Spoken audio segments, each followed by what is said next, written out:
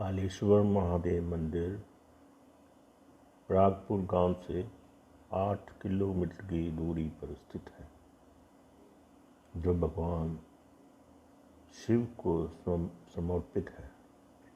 इस मंदिर का मुख्य आकर्षण लिंगम है, जो जमीनी स्तर पर स्थित है। यह मंदिर सुंदर मूर्तियों से सुशोभित और पर्यटकों को अपनी तरफ बेहद आकर्षित करता है।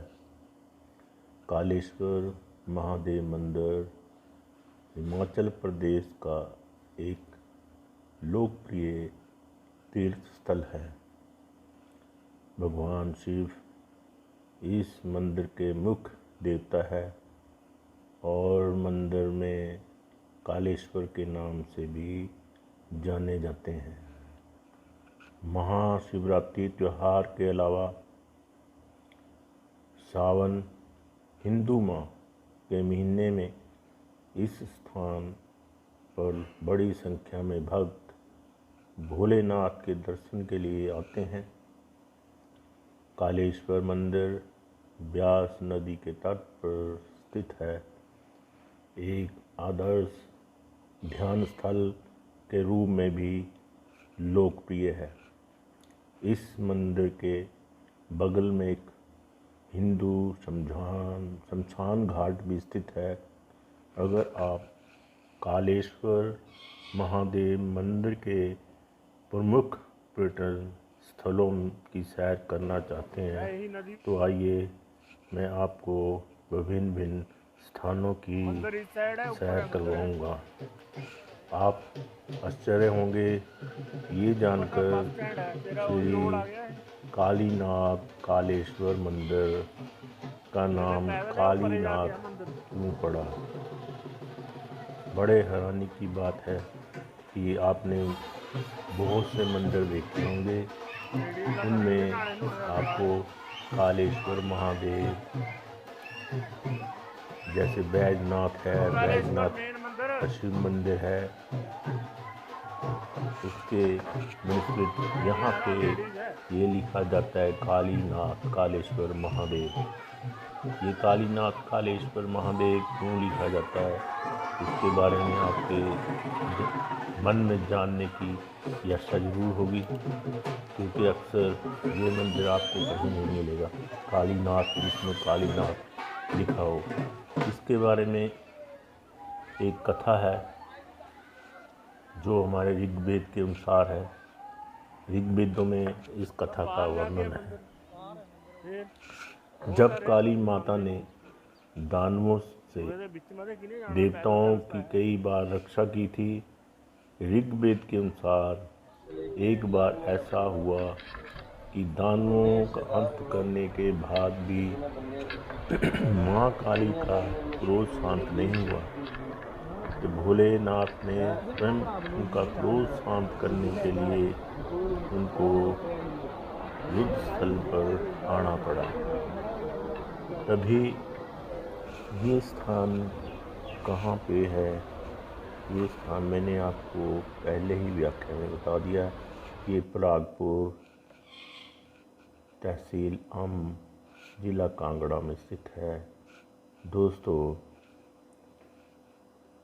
इसका बैसाखी के साथ क्या संबंध है और यह स्नान से 5 तीर्थों का पुण्य क्यों मिलता है, आओ ये इसके बारे में आपको विस्तृत जानकारी देता हूँ। ऋग्वेद के अनुसार कांगड़ा के देरा उपमंडल के कालेश्वर ब्यास नदी के किनारे एक प्रसिद्ध कालीनाथ कालेश्वर महामंदिर है। ये कालीनाथ देखिए, इसके बारे में मैंने आपको पहले भी कथा में बताया था। इसकी कथा मैं आपको बीच बीच में बताता रहूँगा। कथा मिलती है कि सतयुग में हिमाचल की शिवालिक पहाड़ियों में दैत्य जलंधर एक दैत्य हुआ, उसका राज था और देवी देवता उसके राज से बहुत आतंकित थे और इसका उपाय ढूंढने के लिए देवी देवता ऋषि मुनि सभी परेशान थे। सभी ने भगवान श्री हरि से इस समस्या का समाधान मांगा। तभी देवताओं, ऋषियों और मुनियों ने अपनी अपनी शक्तियाँ प्रदान की। इससे महाकाली का जन्म हुआ। उन्हें कुछ ही क्षण में जलंधर, जो कि दैत्य था, उसका नाश कर दिया। कथा के अनुसार दैत्यों के संहार के बाद भी जब काली का क्रोध शांत नहीं हुआ तो भगवान शिव स्वयं पहुँचे। कथा के अनुसार वह युद्ध भूमि में लेट गए और क्रोधित माता का पैर उनके ऊपर पड़ गया। देवी काली को जैसे ही इस बात का एहसास हुआ तो वह एकदम शांत हो गई, लेकिन उन्हें बार बार इस गलती का अफसोस होता रहा। प्रायश्चित करने के लिए बरसों तक हिमालय में वह विचरती रहीं। एक दिन वह कालेश्वर के ब्यास नदी के किनारे बैठकर भगवान शिव का ध्यान करने लगी। भोलेनाथ ने उस समय देवी काली को दर्शन दिए और उस स्थान पर ज्योतिर्लिंग की स्थापना की। तब से इस स्थान को काली और शिव यानी कि कालीनाथ कालेश्वर महादेव के नाम पे जाना गया है। कालीनाथ कालेश्वर महादेव का इतिहास पांडवों से भी जुड़ा हुआ है। कथा मिलती है अज्ञातवास के दौरान पांडव जब यहाँ आए तो उनके पास 7 भारत के प्रसिद्ध तीर्थों प्रयाग, उज्जैन, नासिक, हरिद्वार और रामेश्वरम का जल साथ लेकर आए थे। तब उन्हें इन 5 तीर्थों के जल को पूर्व में स्थित वहाँ पे एक तालाब था, तालाब में उन 5 को जो पानी साथ लेकर आए थे उस तालाब में डाल दिया। तब से इस स्थान को पंचतीर्थी के नाम से जाना जाने लगा।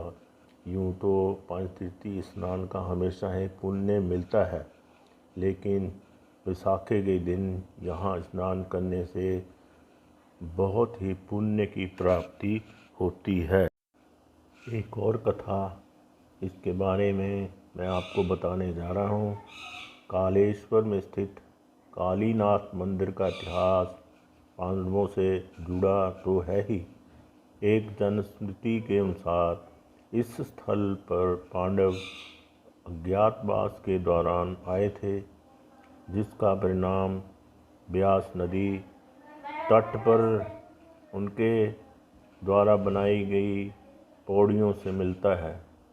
बताया जाता है कि पांडव जब यहाँ आए तो भारत के 5 प्रसिद्ध तीर्थों का पानी अपने साथ लेकर आए थे। वो मैंने आपको पहली कथा में बता दिया है। एक अन्य कविंत्री के अनुसार महर्षि व्यास ने यहाँ घोर तपस्या की थी, जिसका परिणाम इस स्थल पर स्थित श्री ऋषि मुनियों की समाधियों के मिलता है।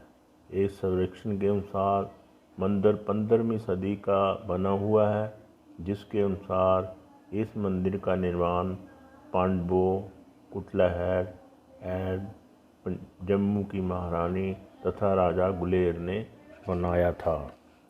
और आगे की कथा अब हमारे रमन पंडित जी, जो हमारे पुरोहित थे वहाँ पे कालेश्वर मंदिर में, वो आपको आगे के मंत्र उच्चारण और वो जो लाइव वहाँ चला वो आप सुनेंगे और अपनी उसमें डालेंगे, ताकि आपको ज़्यादा से ज़्यादा भक्ति मिल सके। धन्यवाद।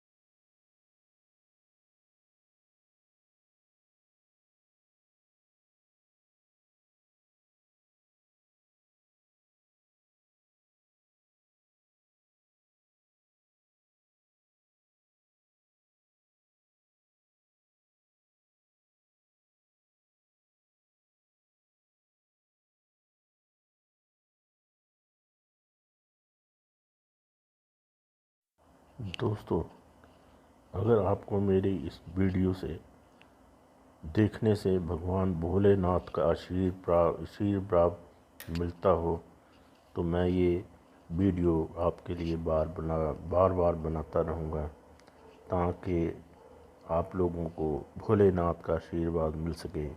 आपको ये कैसा लगा, आप अपने राय ज़रूर दें। बहुत बहुत धन्यवाद। जय भोलेनाथ।